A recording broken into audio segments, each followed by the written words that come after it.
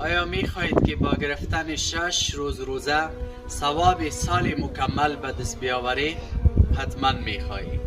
پس فراموش نکنید که رسول الله صلی الله علیه و سلم می فرماید من صام رمضان، کسی که ماه روزه را روزه بگیره ثم اتبعه 6 من شوال، بعد از او 6 روز از شوال را بگیرد، کان که صیام الدهر، مانندی که تمام سال روزه گرفته باشه.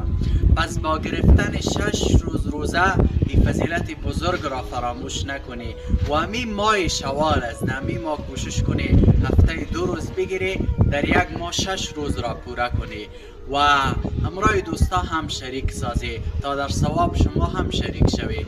السلام علیکم و رحمت الله و برکاته. آیا می خواهید که با گرفتن 6 روز روزه ثواب سال مکمل به دست بیاوری؟